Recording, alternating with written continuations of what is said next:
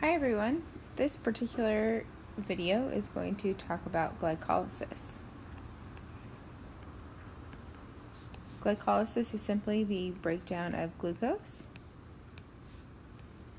And what happens here is we're basically taking glucose and we're going to make energy. Now, it's a really lengthy process, but something really easy to remember.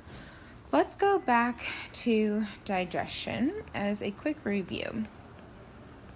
So here we have digestion, and carbohydrates break down to glucose, and then the glucose is absorbed in the bloodstream.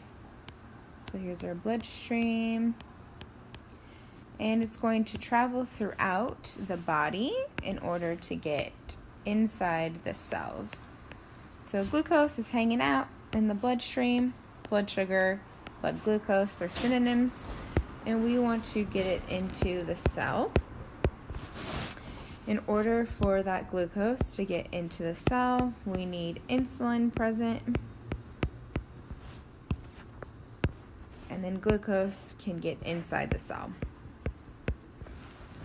Now, at this point, glucose goes through a lot of different steps to become pyruvate.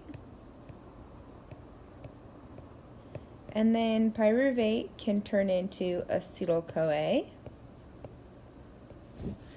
which then goes through that Krebs cycle, and then electron transport chain to produce ATP. So this is our energy here. Now, something that's important to note here is this is going to be the aerobic pathway. So aerobic pathway. Now, what happens so that means oxygen is present. Now, when oxygen is not present, glucose actually becomes lactic acid. And lactic acid is produced from anaerobic pathways. So this means without oxygen. So no oxygen present.